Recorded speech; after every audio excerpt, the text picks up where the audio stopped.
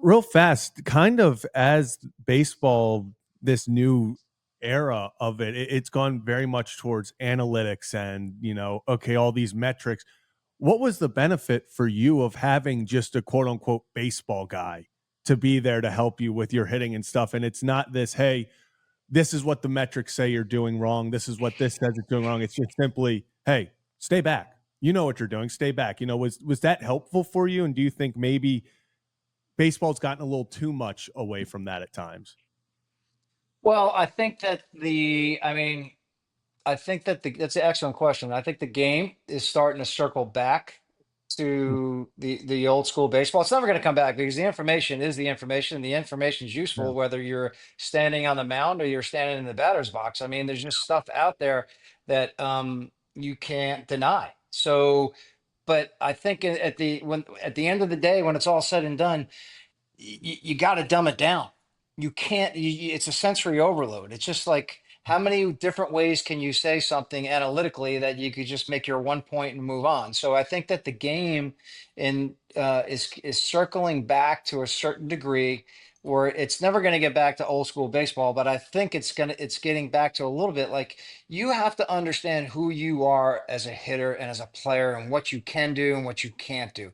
Like if you have no balls and no strikes and you're a high ball hitter, why are you swinging at a low ball, low and away for no balls and no strikes? You know what I mean? So you have to understand the little intangibles about like who am I? What's my makeup? Can I actually drive the ball out of the ballpark the other way, or am I a hook guy, or this or that? But I think that the game is coming back a little bit to dumbing it down a little bit because you can just give people and players just too much information and it's still see the ball, hit the ball, catch the ball, and run. Yeah, I mean, Yeah. hey, maybe this is. I'm just going to say this out loud, Craig. When you were playing or you were hitting, how many thoughts did you have in your head? Oh, I'm just trying to get. I'm just. My thought was like, how are we starting the at bat? How are we getting to the end of the at bat? How what his tendencies or how he likes to pitch me. But if you're gonna have me work my at bat, here's the deal: no balls, no strikes. You throw the ball. I'm a high ball hitter. You throw the ball middle in, I'm ready to hit. You throw it low and away every single time, I'm taking it. You throw me a hanging breaking ball or a slider, I'm taking it. Right? It's 1-0, 0-1, and now let's work our way through the at bat. Is there guys in scoring position? Or are there guys that the man on second, less than 2 outs. I mean, your roles dictate different times during the game what you have to do. But it's just simple. When I'm standing in that box, there's no balls and no strikes. You throw the ball middle in, I'm ready to hit. You throw it on the outer half of the plate. I stood on top of the plate because that was my weakness. So I would get hit by pitches because I stood on top of the plate, but I had to take that part of the plate away because that was my Achilles heel. So you're asking me a simple question. I'm standing in the batter's box right now. I'm going to face somebody. Middle in, I'm ready to hit. Low and away, you can have it. I'm 0-1 or 1-0. So and then we go from there. What I love right there, and you kind of led to my what answer that I wanted. You had one plan for every single pitcher at bat. You weren't thinking about every other thing. It was going, okay, count.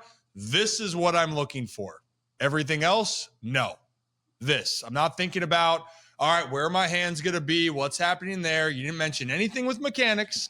All you focused on was, hey, I put in my work already. What's my game plan? Here's my game Yeah, plan. yeah, Pitch by pitch.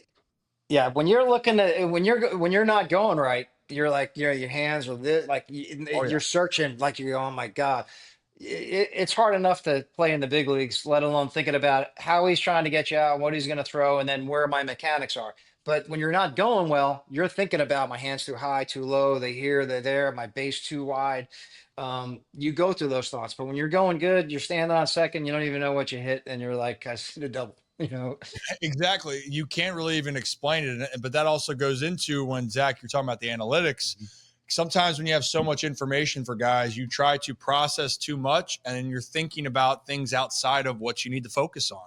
And when you think more in the game of baseball, typically when you're thinking about more than one thing at once, it doesn't go as well.